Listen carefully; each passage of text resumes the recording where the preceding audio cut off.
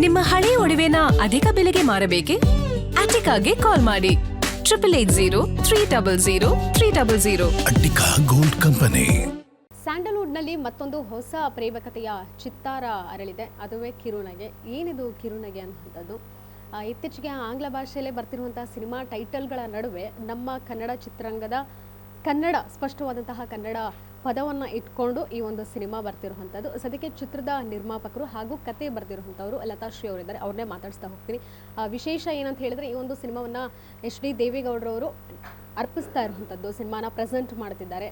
ಮೂಲತಃ ಅವರು ಕೂಡ ಸಿನಿಮಾ ಬ್ಯಾಕ್ಗ್ರೌಂಡ್ ಕೂಡ ಆ ಒಂದು ಫ್ಯಾಮಿಲಿಗೆ ಕನೆಕ್ಟ್ ಆಗಿರುವಂಥದ್ದು. ಇವತ್ತು ನಿರ್ಮಾಪಕಿಯಾದಂತಹ ಲತಾಶ್ರೀ ಅವರಿದ್ದಾರೆ. ಅವ್ರನ್ನೇ ಮಾತಾಡಿಸ್ತೀನಿ. ಹೆಚ್ಚಿನ ಮಾಹಿತಿ ಸ್ಯಾಂಡಲ್ವುಡ್ನಲ್ಲಿ ಸದ್ಯಕ್ಕೆ ಏನಾಗ್ತಿದೆ, ಜೊತೆಗೆ ಕಿರುನಗೆಯ ವಿಶೇಷತೆಗಳೇನೇನು ಅನ್ನುವಂಥದ್ದು.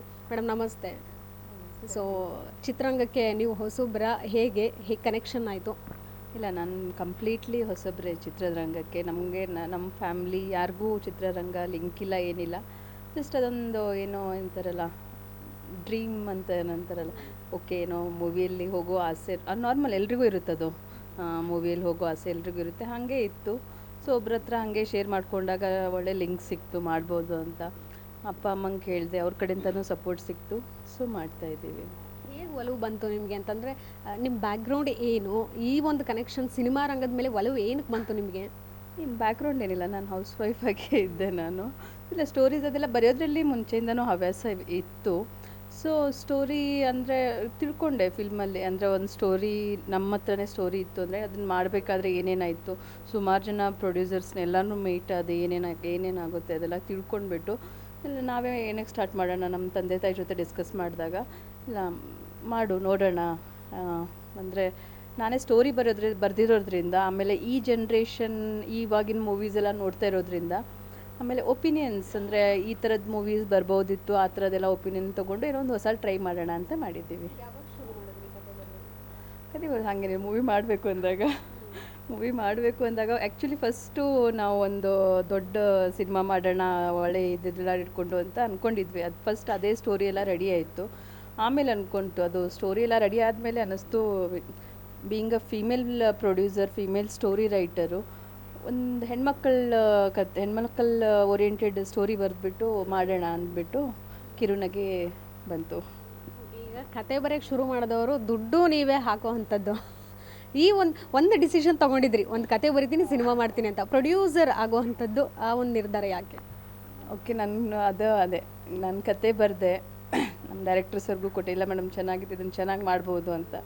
ಸೊ ನನ್ನ ಬಜೆಟ್ ಏನೇನಾಗ್ಬೋದು ಅಂತೆಲ್ಲ ತಿಳ್ಕೊಂಡೆ. ಅದನ್ನು ನಾನು ಓಕೆ ಒಂದು ರೆಕಗ್ನೈಸ್ಡ್ ಲೇಬಲಲ್ಲೇ ಮಾಡೋಣ ಅಂದ್ಬಿಟ್ಟು ಸುಮಾರು ಜನರಿಗೆ ಮೀಟ್ ಆದ್ವಿ, ಎಲ್ಲ ಆಯಿತು. ಸೊ ಅದು ನಮ್ಮ ತಂದೆಯವ್ರು ಏನಾದರೂ ಅದೆಲ್ಲ ನಿಂಗೆ ಮಾಡೋದೇ ಇದ್ದರೆ ನಿಂದೆ ಓನ್ ಮಾಡು, ಏನಕ್ಕೆ ಇದು ಅಂತ, ನಿಂಗೆ ಸ್ಟೋರಿ ಮೇಲೆ ನಿಂಗೆ ಹೋಪ್ ಇದ್ದರೆ ಇಲ್ಲ ಮಾಡು ಅಂತ ನನ್ನ ಅಪ್ಪ ಅಮ್ಮ ಸಪೋರ್ಟ್ ಮಾಡಿದ್ರು. ಸೊ ಹಂಗಾಗಿ ಆಯಿತು ಅಷ್ಟೇ. ಸಿನಿಮಾ ಕತೆ ಬರೆದಾದ್ಮೇಲೆ ಟೈಟಲ್ ಅನ್ನುವಂಥದ್ದು ತುಂಬ ಯೋಚನೆ ಮಾಡ್ತಾರೆ, ಹೆಂಗೆ ಇಡಬೇಕು ಟೈಟಲ್ ಅನ್ನುವಂಥದ್ದು. ಈಗ ನೀವು ಕೇವಲ ಕನ್ನಡಕ್ಕೆ ಮಾತ್ರ ರಿಲೀಸ್ ಮಾಡ್ತಿರೋದ್ರಿಂದ ಕಿರುನಗೆ ಅನ್ನೋಂಥ ಟೈಟಲ್ ಹೆಂಗೆ ಬಂತು, ಯಾಕೆ ಬಂತು, ಜೊತೆಗೆ ಯಾರ್ಯಾರು ಸಜೆಷನ್ ತೊಗೊಂಡ್ರಿ ಈ ಒಂದು ಟೈಟಲ್ ಓಕೆನಾ ಅಂತ? ಇಲ್ಲ, ಟೈಟಲ್ ಅದು ಸ್ಟೋರಿ ಎಲ್ಲ ಬರ್ದಾಯಿತ್ತು. ಆಮೇಲೆ ಎಲ್ಲ ನಮ್ಮ ಡೈರೆಕ್ಟರ್ ಸರ್ ಎಲ್ಲ ಏನಂತ ಡೈಲಾಗ್ಸು ಎಲ್ಲನೂ ಮುಗೀತು. ಸೊ ಆಮೇಲೆ ಲಾಸ್ಟಲ್ಲಿ ಏನಿಡೋಣ ಟೈಟಲ್ಲು ಅಂದ್ಬಿಟ್ಟು ಅಂತ ಏನು ಯೋಚನೆ ಇಲ್ಲ. ಒಂದು ಸ್ವಲ್ಪ ಹಂಗೆ ನೀವು ಹೇಳ್ದಂಗೆ ಇಂಗ್ಲೀಷ್ ಟೈಟಲ್ಸ್ ಆ ಥರ ನಾವು ಹೋದ್ವಿ.